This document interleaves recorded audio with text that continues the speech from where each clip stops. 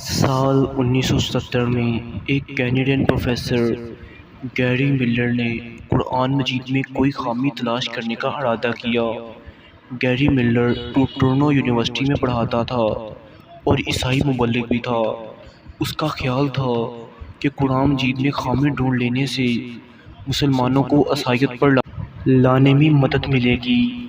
Miller نے قرآن مجید کے مطالعے کے بعد جو کچھ لکھا انتہائی غیر جانبداری کے ساتھ لکھا۔ قرآن مجید کے بغور مطالعے کے بعد ملر نے لکھا کہ ایسی تحریر لکھنا کسی انسان کا کام نہیں ہو سکتا۔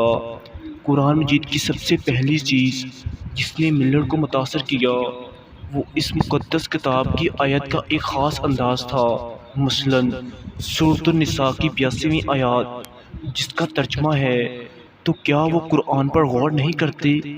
اگر یہ قرآن اللہ کے سوا کسی اور کا کلام ہوتا تو وہ بے شک اس میں غلطیاں پاتے۔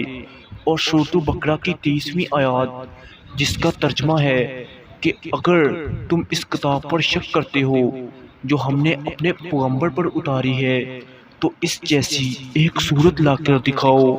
قرآن مجید پر تحقیق کے بعد پروفیسر ملر نے دی امیزنگ قرآن کے نام سے ایک لیکچر دیا جس میں اس نے کہا کہ دنیا میں ایسا کوئی مصنف نہیں ہے جو ایک کتاب لکھے اور پھر لوگوں کو چیلنج کرے کہ آؤ میری کتاب میں سے غلطی نکال کر دکھاؤ، جس طرح قرآن مجید میں بار بار کہا گیا ہے۔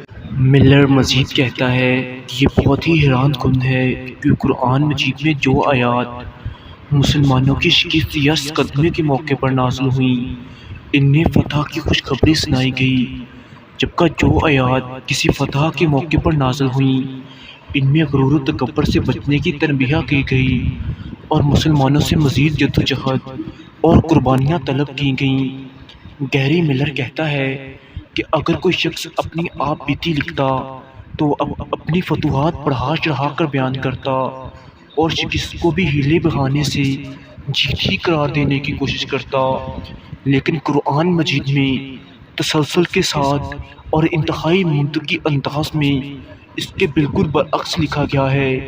قرآن مجید میں کسی ایک مخصوص وقت کی تاریخ بیان نہیں کی گئی، بلکہ اس میں عام قوانین واضح کیے گئے ہیں جو اللہ تعالیٰ اور اس کے بندوں کے مابین تعلق کے خد و خال کا تعین کرتے ہیں۔ واضح رہے کہ گیری ملر نے 1970 میں قرآن مجید پر تحقیق کا آغاز کیا تھا اور محض ایک سال بعد 1978 میں انہوں نے اسلام قبول کیا اور اپنا نام عبدالاحد رکھ لیا۔ اس کے بعد انہوں نے اپنی ساری زندگی اسلام کی دعوت کے لیے وقف کر رکھی ہے۔ وہ ٹی وی پر پروگرامز اور پبلک لیکچرز میں لوگوں کو اسلام کی تبلیغ کیا کرتے ہیں۔ تاریخ گواہ ہے جس نے بھی قرآن پر ریسرچ کی ہے وہ بعد میں مسلمان ضرور ہوا ہے۔ یہ بات اس چیز کی گواہی دیتی ہے کہ دنیا میں اگر کوئی مذہب سچا ہے تو وہ اسلام ہے۔ والسلام۔